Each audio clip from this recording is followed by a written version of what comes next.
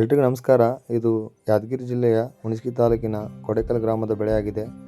ಈ ಹತ್ತಿ ಬೆಳೆಗೆ ನಾವು ಪ್ರಾಡಕ್ಟ್ಗಳಂತಹ ಧರಿತ್ರಿ ಮತ್ತು ಆರ್ಸ್4 ಮತ್ತು ಗ್ರೋತ್ ಮತ್ತು ಗ್ರ್ಯಾನ್ಯುಲನ್ನು ಕೊಟ್ಟಿದ್ದೀವಿ. ಈ ಗಿಡದ ಬಡ್ಡಿ ನೋಡಿ, ಕೊಲ್ಲೆ ನೋಡಿ, ಫಲ ನೋಡಿ, ಮತ್ತು ನೀವು ಯಾವುದೇ ರೀತಿಯಿಂದ ಕೂಡ ಈ ಬೆಳೆ ನೋಡಿದರೂ ಕೂಡ ಒಂದು ಪರ್ಫೆಕ್ಟ್ ಬೆಳೆ ಅಂತಲೇ ಕರಿಬೋದು. ಯಾಕಂದರೆ ಈ ಗಿಡದಲ್ಲಿ ಸರಿಸುಮಾರು ಏನಿಲ್ಲ ಅಂದರೂ ಕೂಡ ಒಂದು ಕೊಲ್ಲೆಯಲ್ಲಿ ಇಲ್ಲಿ ರೈತನೇ ಖುದ್ದಾಗಿ ತೋರಿಸ್ತಾ ಇದ್ದಾನೆ.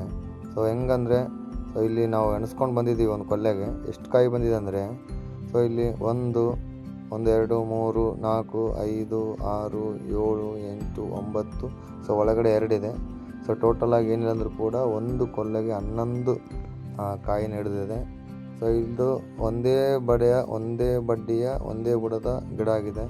ಈ ಥರ ಗಿಡಗಳು ಸುಮಾರು ಗಿಡಗಳಲ್ಲಿ ನೀವು ಇಲ್ಲಿ ನೋಡ್ತಾ ಇದ್ದೀರಿ. ಒಂದು ಒಳ್ಳೆಯ ಫಲಿತಾಂಶ ಬಂದಿದೆ.